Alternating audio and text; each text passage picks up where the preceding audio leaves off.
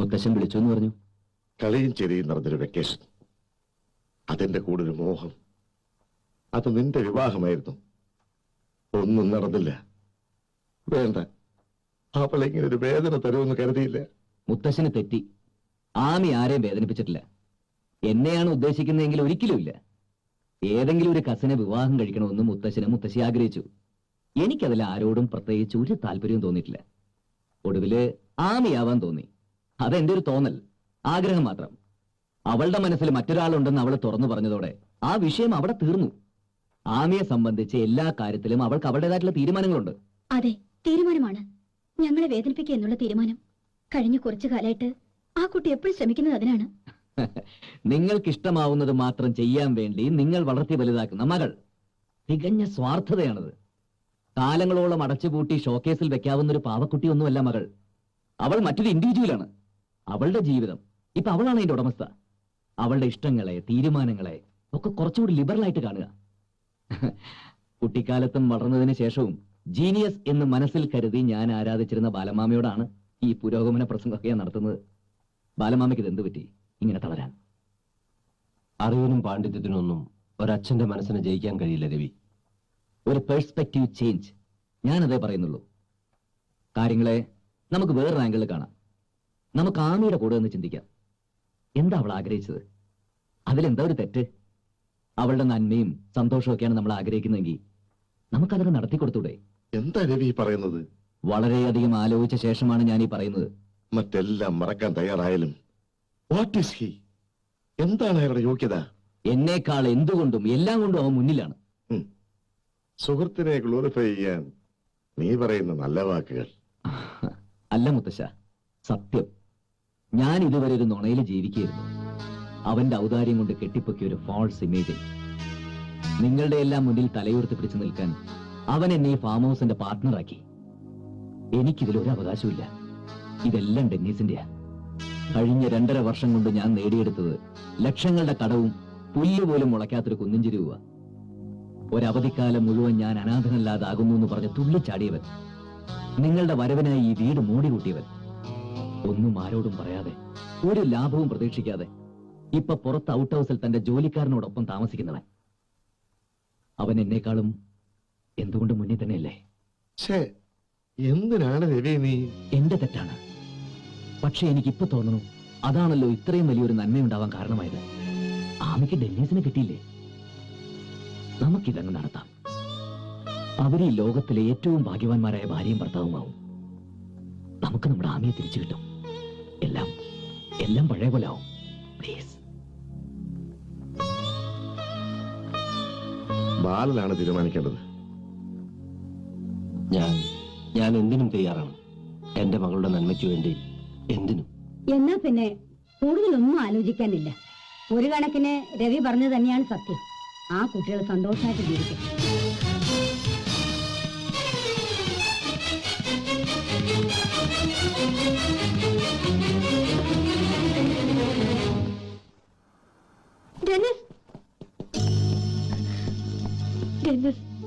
നമ്മുടെ വിവാഹം രവീട്ടിന് എല്ലാവരും സമ്മതിപ്പിച്ചു. നമ്മുടെ വിവാഹം നമ്മൾ എന്ത് ചെയ്യും ഡെന്നിസ്? ആ കണ്ണീര് തുടച്ചേക്കു. അതെന്റെ ധൈര്യം കെടുത്തും. അവരെ തീരുമാനിക്കട്ടെ. ഒന്നും നടക്കാതിരുന്നാ പോരെ? അവരൊക്കെ പാവങ്ങളാമി. അതുകൊണ്ട് എളുപ്പത്തിൽ അവരെ വിഡ്ഢികളാക്കാൻ കഴിയും. എന്നെ സ്നേഹിക്കുന്ന എല്ലാരെയും ഞാൻ വഞ്ചിക്കുകയാണ് അല്ല ഡെന്നിസ്? അതെ. എന്നിട്ട് മുഴുവൻ സ്നേഹവും ആമി മറ്റൊരാൾക്ക് നൽകുന്നു. ഒരു ഹൃദയം സ്വന്തമാക്കാൻ ഒരുപാട് ഹൃദയങ്ങളെ കുത്തിമുറിപ്പെടുത്തുന്നു. എന്നിട്ടും ഒടുവിൽ എനിക്കൊന്നും കിട്ടുന്നില്ലല്ലോ ഡെന്നിസ്. കരയാൻ പാടില്ല. ഇനിയും ഏറച്ചിരിക്കുന്ന മുഖവുമായി ഒരുപാട് അഭിനയിക്കാനുണ്ട് ആമിക്ക്. കണ്ണീര് വീണാൽ ആമി മുഖത്തണിഞ്ഞിരിക്കുന്ന ഈ മാസ്കില്ലേ, അത് ഇളകിപ്പോവും. ഞാൻ കൂടെയുണ്ട്. എല്ലാവരെയും വഞ്ചിക്കുന്ന ഈ നാടകം തീർന്നാൽ ആമി എനിക്കൊരു കാര്യം പറഞ്ഞു തരണം. എന്തായിരുന്നു എന്റെ വേഷത്തിന്റെ പേര്? കോമാളി, വിദൂഷകൻ, അല്ലെങ്കിൽ വെറും ഡമ്മി?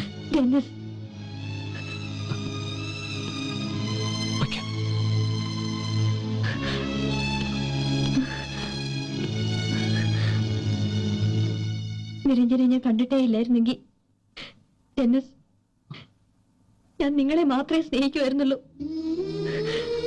അത്രയ്ക്ക് നല്ലവരാണ് നിങ്ങൾ.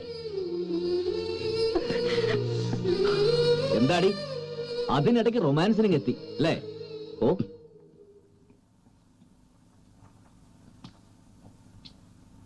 ഡെന്നിസ്, ബത്ലഹേമിലെ ഭൂമിയിലെ നിന്റെ ഏകാന്തവാസം അവസാനിക്കുന്നു. എല്ലാവരും നിറഞ്ഞ മനസ്സോടെ അവളെ നിനക്ക് തരുന്നു. വിവാഹം എന്ന് വേണമെങ്കിലും, പക്ഷെ അതിനു മുമ്പ് ഒരു ചടങ്ങ്, ഒരു എൻഗേജ്മെന്റ്. സന്തോഷമായില്ലടാ? നാളെ ഒരു ദിവസം മാത്രമേ എനിക്ക് നിരഞ്ജനെ കാണാൻ കഴിയൂ. അതിന്റെ അടുത്ത ദിവസം അവര് നിരഞ്ജനെ. എനിക്ക് പോകണം ഡെന്നിസ്. ഡെന്നിസ് എന്നെ കൊണ്ടുപോയില്ലേ? പറയൂ. നാളെ ഒരു നിമിഷം പോലും വൈകാനില്ല. നമുക്ക് ഇപ്പൊ തന്നെ തിരിക്കണം. ആമി, ആരും അറിയാതെ നമ്മൾ. എനിക്ക് പോകണം ഡെന്നിസ്. എനിക്ക് നിരഞ്ജനെ കാണണം. മറ്റൊന്നും എനിക്കറിയില്ല, മറ്റൊന്നും എനിക്ക് കേൾക്കണ്ട. കാണാൻ കഴിഞ്ഞില്ലെങ്കിൽ എനിക്കറിയാം പോവാൻ. ജയിലിലേക്കല്ല, നിരഞ്ജൻ അവിടുന്ന് പോകുന്നിടത്ത് ആദ്യം ഞാൻ എത്തും. ആമി,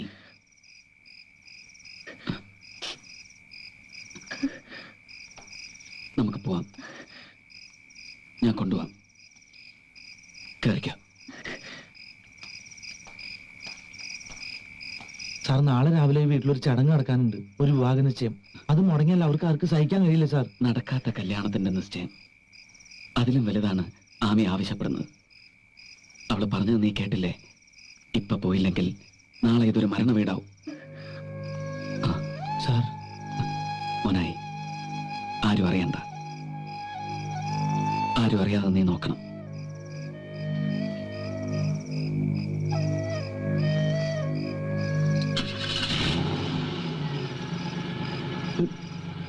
സാറേ,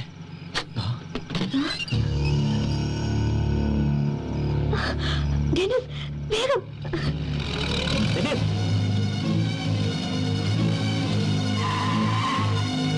ഡെന്നിസ്, എവിടെ പോകുന്നു ആമിയായിട്ട്? ഞാൻ പോയി വരാം, എന്നിട്ട് പറയാം. ആ, എവിടെ പോകുന്നു എന്നോടൊന്ന് പറഞ്ഞിട്ട് പോ. ഒരുപാട് ദൂരെ എത്താനുണ്ട്. ഇപ്പൊ എനിക്കൊന്നും പറയാൻ സമയമില്ല. What nonsense you are talking? നീ എന്ത് ഭ്രാന്തായി പറയുന്നു? ആമി ഇവിടെ ഇറങ്ങി. ഒന്ന് വേഗം. അവരെങ്ങോട്ടാ പോയത്? എനിക്കറിയില്ല sir.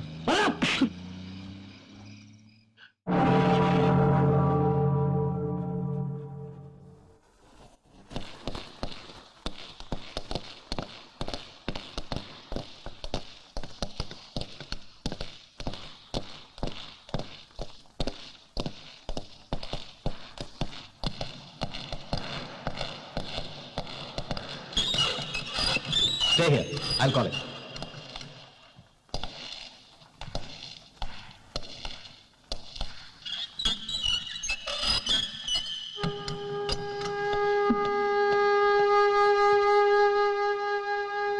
Relax Aami. Control yourself. നീ അയാളെ കരയിക്കാനല്ല വന്നത്.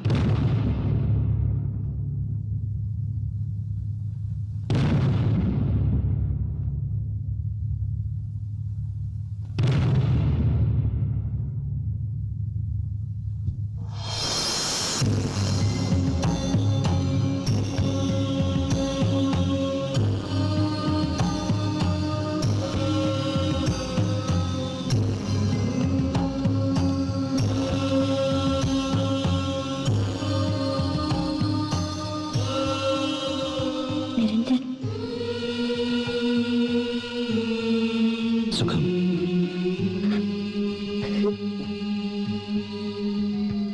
ഡെന്നീസ്, ബത്ലഹേമിലെ ഡെന്നീസ്. ഇവളുടെ എഴുത്തുകളിൽ ഒരു പൂർണ്ണ ചിത്രമുണ്ടായിരുന്നു നിങ്ങളുടെ. വെറുതെ പകൽക്കിനാവുകൾ കാണുന്ന കൂട്ടത്തിൽ നിങ്ങളുടെ ഫാമും എന്റെ മനസ്സിൽ വരാറുണ്ട്. ഭാവനയിൽ ഒരു ബത്ലഹേം ഞാൻ ഉണ്ടാക്കിയെടുത്തു. ഒറിജിനൽ ഒരിക്കലും കാണാൻ പോകുന്നില്ലാത്തതിനാൽ ആ സങ്കല്പം തകരില്ല. അഭിരാമി, വരേണ്ടിയിരുന്നില്ല. ഈ കണ്ണീര് എന്നെ പലതും ഓർമ്മപ്പെടുത്തും.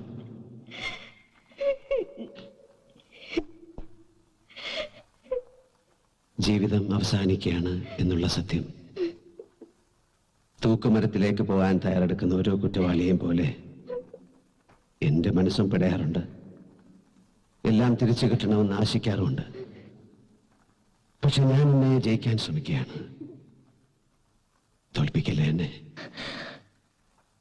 നിരഞ്ജൻ, ഈ ഒരു ദിവസത്തിന് വേണ്ടി ജീവിച്ചവളാണ് ഞാൻ. ഒരിക്കൽ നിരഞ്ജനെ കാണാൻ ദാ ഇതെന്റെ കഴുത്തിൽ നിരഞ്ജന്റെ കൈകൊണ്ട് കെട്ടിക്കാൻ. ജീവിക്കുന്നെങ്കിൽ അത് നിരഞ്ജന്റെ വിധവയായിട്ട്, മരിക്കുന്നെങ്കിലും അങ്ങനെ. ഇത് വാങ്ങിക്കൂ നിരഞ്ജൻ.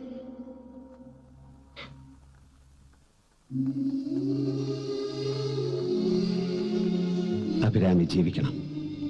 ഒരുപാട് നാൾ, ഒരുപാട് കാലം ജീവിച്ച് വേണം എന്നോടുള്ള സ്നേഹം തെളിയിക്കാൻ. പക്ഷെ നിരഞ്ജൻ എന്ന കുറ്റവാളിയുടെ ജീവിക്കുന്ന സ്മാരകമായിട്ടാകരുത്. നിരഞ്ജൻ ഒരു തെറ്റാണ്. ആ തെറ്റിനെ ഗ്ലോറിഫൈ ചെയ്യാൻ ഒന്നും ഭൂമിയിൽ ബാക്കിയുണ്ടാവരുത്. ഞാൻ എന്നും നിരഞ്ജനെ സ്നേഹിക്കും. നിരഞ്ജനെ മാത്രമേ ഞാൻ സ്നേഹിക്കുള്ളൂ. അഭിരാമി നല്ല കുട്ടിയാണ്. നിങ്ങളൊരു നല്ല മനുഷ്യനും. രണ്ടുപേരും എനിക്ക് പറയാനുള്ളത് ശ്രദ്ധയോടെ കേൾക്കണം. പാപമെന്ന വാക്ക് കേട്ടാൽ എനിക്ക് പുച്ഛമായിരുന്നു. ഉടയാളൻ അടിമയെ ഭയപ്പെടുത്തി നിർത്താൻ വേണ്ടി മാത്രം ഉപയോഗിക്കുന്ന പദം. പക്ഷെ ജീവിതം എന്നെ പഠിപ്പിച്ചു ആ വാക്കിന്റെ അർത്ഥവും വ്യാപ്തിയും അതിന്റെ ചോരമണവും. ലക്ഷ്യമാർഗത്തെ സാധൂകരിക്കുന്നു. ലക്ഷ്യത്തിലെത്താനുള്ള വഴിയിൽ എന്തുമാവാം. ചോരപ്പുഴകൾ, കബന്ധങ്ങൾ, രക്തത്തിൽ അലിഞ്ഞു ചേർന്നു പോയ വിശ്വാസ പ്രമാണങ്ങൾ. തെറ്റാണത്. അറിയാൻ വൈകിപ്പോയി. 1000 തൊഴിലാളി കുടുംബങ്ങളെ മുഴുപട്ടിണിയിലേക്ക് വലിച്ചെറിഞ്ഞവനായിരുന്നു ബ്രജേഷ് മല്ലയ്യ എന്ന ഇൻഡസ്ട്രിയലിസ്റ്റ്. അയാളുടെ ബലത്തിന്, അയാളുടെ പണം കൊണ്ട് അയാൾ നിർമ്മിച്ച ഗവൺമെന്റും കൊല്ലാൻ തീരുമാനിച്ചു. ഞാനാണ് കാത്തിരുന്നത് ബോംബുമായി. കാറിൽ മല്ലയ്യ മാത്രമേ ഉണ്ടാവൂ എന്ന എന്റെ കണക്കൂട്ടലുകൾ തെറ്റി. അയാളുടെ 3 പിഞ്ചു കുഞ്ഞുങ്ങൾ, കൂടെ വൃദ്ധയായ അയാളുടെ അമ്മ, പിന്നെ നിരപരാധിയായ അയാളുടെ ഡ്രൈവറും. പക്ഷെ ഒന്നും എന്നെ തടഞ്ഞില്ല. 4 വയസ്സുകാരിയായ അയാളുടെ മകളുടെ അറ്റുപോയ കുഞ്ഞിക്കൈ എന്റെ ദേഹത്താണ് വന്ന് വീണത്. ആ കൈവിരലുകൾ അപ്പോഴും ചലിക്കുന്നുണ്ടായിരുന്നു, എന്തോ തിരയുന്ന പോലെ. എന്ത് നേടി? ഏത് ലക്ഷ്യത്തിലെത്തി? ബ്രജേഷ് മല്ലയ്യയ്ക്ക് പകരം മറ്റൊരാൾ ആ സ്ഥാനത്ത് വന്നു. വ്യവസ്ഥിതി മാറിയില്ല, വ്യക്തികൾ മാത്രം മാറി. ഒറ്റപ്പെട്ട കൊലപാതകങ്ങൾ, മഹത്തായ മാറ്റം മാത്രം കൊതിക്കുന്ന വികാരജീവികളായ വിപ്ലവകാരികളുടെ മനോരോഗത്തിന്റെ സൃഷ്ടികൾ മാത്രമാണെന്ന് ഞാനിപ്പോ തിരിച്ചറിയുന്നു.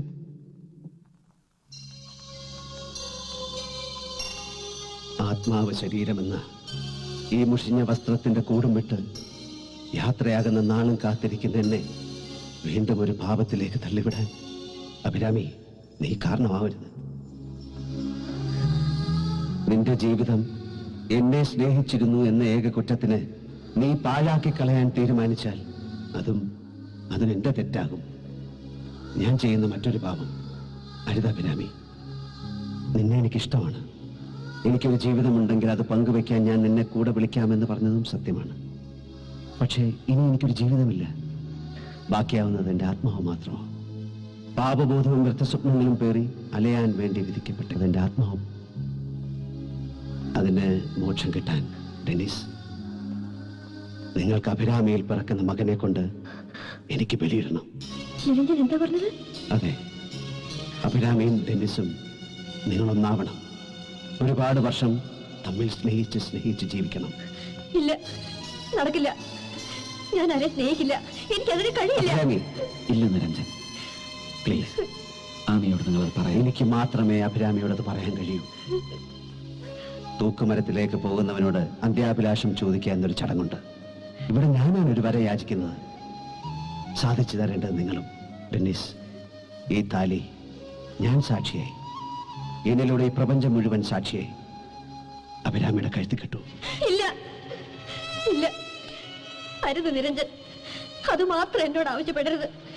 ആ താലി എന്റെ കഴുത്തിൽ കെട്ടാൻ നിരഞ്ജന് വയ്യെങ്കിൽ വേണ്ട. പക്ഷെ മറ്റൊന്നിനും എന്നെ നിർബന്ധിക്കരുത്. ഇത് മാത്രമല്ലേ ഞാൻ ഈ ജന്മത്തിൽ നിന്നോട് ആവശ്യപ്പെടുള്ളൂ.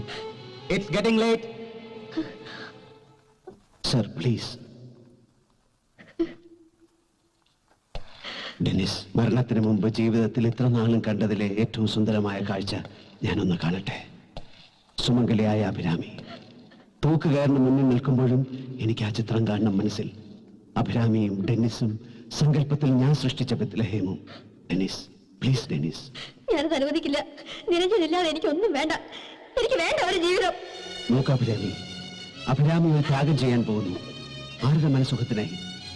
എനിക്ക് വേണ്ടിയാണെങ്കിൽ ആ വേദന കൂടെ ഞാൻ അനുഭവിക്കേണ്ടി വരും.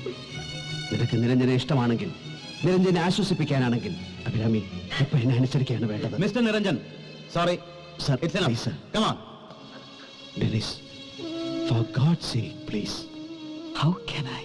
Dennis, I am begging you, please. Please. Dennis, please.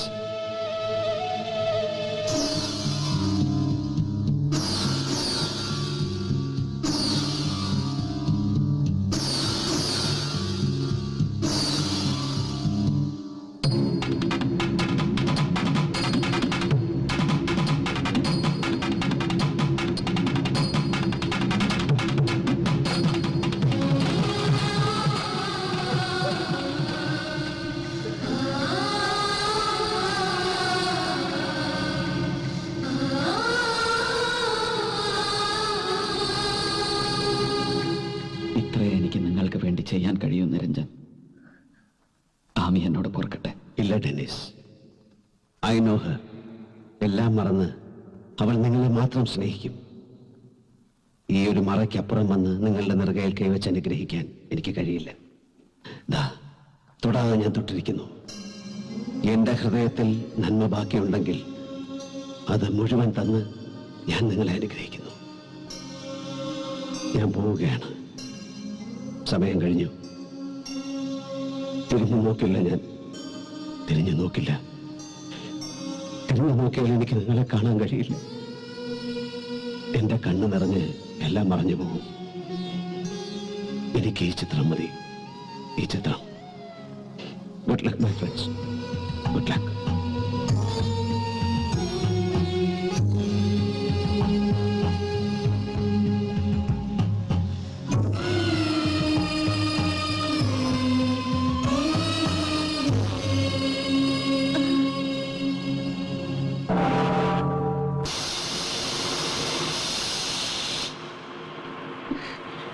അടുത്ത സമ്മർ വെക്കേഷനും ബത്ലഹേമിൽ തന്നെ.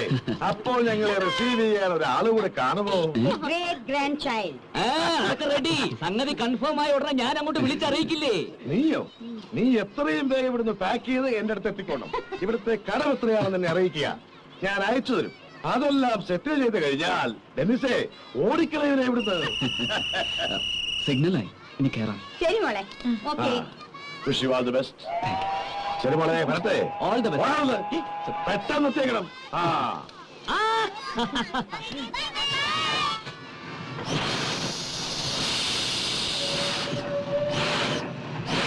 ടാറ്റാ.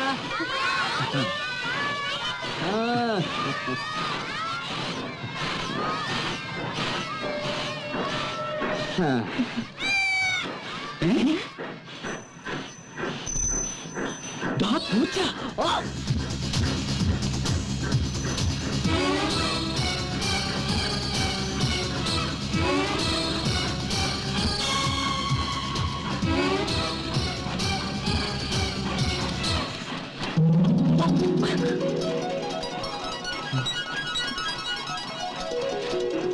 അടുത്ത സമ്മറിൽ ഞാൻ വരും ബത്ലഹേമിലേക്ക്. Catch me before that. Yours,